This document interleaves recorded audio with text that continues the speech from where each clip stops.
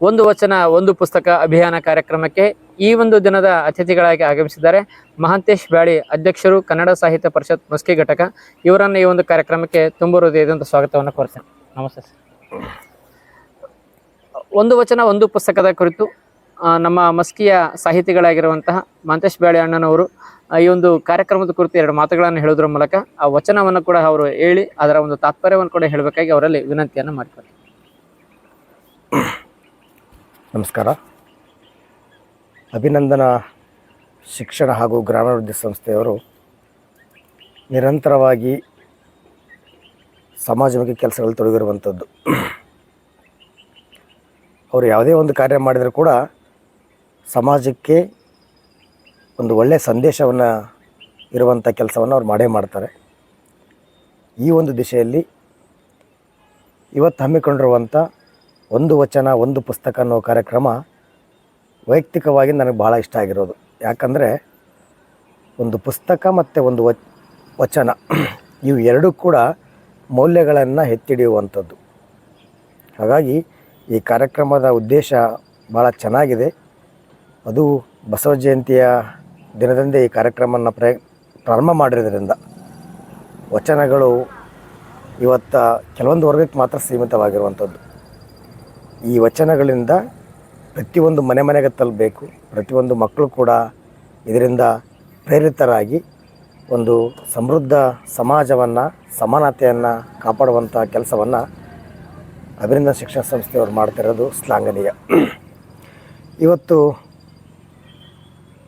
ಈ ಒಂದು ಕಾರ್ಯಕ್ರಮದಲ್ಲಿ ನಮಗೆ ಒಂದು ವಚನವನ್ನು ವಾಚನ ಮಾಡೋಕ್ಕೆ ಹೇಳಿದ್ದಾರೆ. ಬಸವಣ್ಣನವರು 1000ಕ್ಕೂ ಹೆಚ್ಚು ವಚನಗಳನ್ನು ಬರೆದು ಅವರ ಸಮಕಾಲೀನ ಇರುವಂಥವ್ರು ಅಲ್ಲಂಪ್ರಭು ಇರ್ಬೋದು, ಅಕ್ಕಮಹಾದೇವಿ ಇರ್ಬೋದು, ಸಾಕಷ್ಟು ಸಂತರು ಶರಣರು ಕೂಡ ಇವರಿಂದ ಪ್ರೇರಿತರಾಗಿ ವಚನಗಳ ಸಾಹಿತ್ಯವನ್ನು ಮಾಡಿರುವಂಥವ್ರು. ಈ ಒಂದು ದಿಶೆಯಲ್ಲಿ ಈ ಮಾನವೀಯತೆಯ ಸಂಬಂಧಕ್ಕೋಸ್ಕರ ಬಸವಣ್ಣವರು ರಚಿಸಿರುವಂಥ ಒಂದು ವಚನವನ್ನು ನಾನಿವತ್ತು ವಾಚನ ಮಾಡ್ತಾಯಿದ್ದೀನಿ.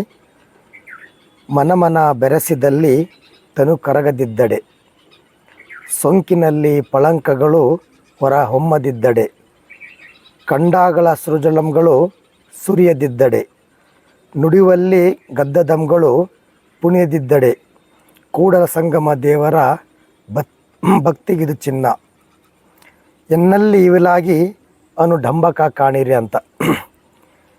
ಇದು ಬಸವಣ್ಣವರ ಪ್ರತಿಯೊಂದು ವಚನಗಳಲ್ಲಿ ಅದೇ ಆದಂಥ ಸಾರಾಂಶ ಮತ್ತು ಒಂದು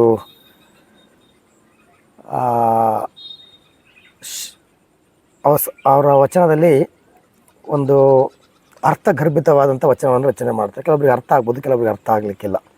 ಹಾಗಾಗಿ ಈ ವಚನದ ಸಾರಾಂಶ ಇಷ್ಟೇ: ಮನುಷ್ಯರ ಮನಸ್ಸಿನ ನಡುವಲ್ಲಿ ಹೊರಹೊಮ್ಮಬೇಕಾಗಿರುವಂಥ ಮಾನವೀಯತೆ ಇಲ್ಲದೇ ಇದ್ದರೆ ಅದು ಭಕ್ತಿಯೇ ಇಲ್ಲ, ಉತ್ತಮ ಭಕ್ತಿಗಾರನಾಗಿರಲ್ಲ ಎಂಬ ಉದ್ದೇಶ ಅವ್ರದ್ದು.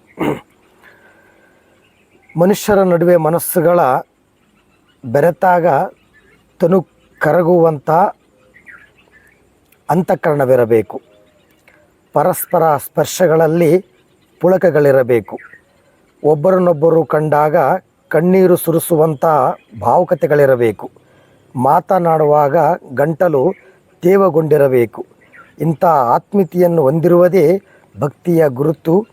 ಅಂತಃಕರಣ, ಭಾವುಕತೆ, ಆತ್ಮೀಯತೆ, ಪುಳಕಗಳಂಥ ವಿಷಯ ಇವು ಯಾರ ಹತ್ರ ಇರೋಂಗಿಲ್ಲ. ಅವರು ಯಾವತ್ತೂ ಉತ್ತಮ ಭಕ್ತನಾಗಿರಲಾರ ಅನ್ನೋ ಈ ವಚನದ ಸಾರಾಂಶ. ಇಷ್ಟು ಹೇಳ್ತಾ ಒಂದು ವಚನವನ್ನು ನನಗೆ ವಾಚನ ಮಾಡಿಕೊಟ್ಟಂಥ ಅಭಿನಂದನಾ ಶಿಕ್ಷಣ ಸಂಸ್ಥೆಯ ಸಂಸ್ಥಾಪಕರಾದಂಥ ರಾಮಣ್ಣ ಸರ್ ಅವರಿಗೆ ನನ್ನ ವೈಯಕ್ತಿಕವಾಗಿ ಹೃತ್ಪೂರ್ವಕವಾದ ಧನ್ಯವಾದವನ್ನು ಹೇಳಿಸ್ತಾ ಇಲ್ಲಿಗೆ ನನ್ನ ವಾಚನವನ್ನು ಮುಗಿಸ್ತಾ ಇದ್ದೀನಿ. ಎಲ್ರಿಗೂ ನಮಸ್ಕಾರ. ಇಲ್ಲಿಯವರೆಗೆ ತಮ್ಮ ಅಮೂಲ್ಯವಾದ ಸಮಯವನ್ನು ಬದಿಗಿಟ್ಟು ಬಸವಣ್ಣನವರು ಹೇಳಿದಂತೆ ಮಾನವ ದೊಡ್ಡವನಲ್ಲ, ಮಾನವೀಯತೆ ದೊಡ್ಡದು ಎಂಬ ಒಂದು ಸಂದೇಶವನ್ನು ಇವತ್ತು ಆ ಒಂದು ಸಂದೇಶದ ಅರ್ಥವನ್ನು ನಮಗೆ ಮಹಾಂತೇಶ್ ಅಣ್ಣನವರು ತಿಳಿಸ್ಕೊಟ್ಟಿದ್ದಾರೆ. ವಿಶೇಷ ಏನಪ್ಪ ಅಂತಂದರೆ ನಮ್ಮ ಭಾಗದಲ್ಲಿ ವಚನದ ಒಂದು ಕ್ರಾಂತಿನೇ ಆಗಬೇಕೆಂಬ ದೃಷ್ಟಿಯಿಂದ ನಮ್ಮ ಮಸ್ಕಿಯ ಜನತೆ ಸಂಪೂರ್ಣವಾದ ರೀತಿಯ ಸಹಕಾರವನ್ನು ಕೊಡ್ತಿದ್ದಾರೆ. ತಮಗೂ ಒಂದು ವೇಳೆ ಈ ಕಾರ್ಯಕ್ರಮದಲ್ಲಿ ಭಾಗವಹಿಸಲಿಕ್ಕೆ ಆಸಕ್ತಿ ಇದ್ದರೆ ದಯವಿಟ್ಟು ನಮ್ಮನ್ನು ಸಂಪರ್ಕ ಮಾಡಿ ವಚನಗಳ ಸಂರಕ್ಷಣೆಗಾಗಿ ಕೈ ಜೋಡಿಸಿ ಅಂತೇಳಿ ತಮ್ಮಲ್ಲಿ ಪ್ರಾರ್ಥನೆಯನ್ನು ಮಾಡಿಕೊಳ್ತೀವಿ.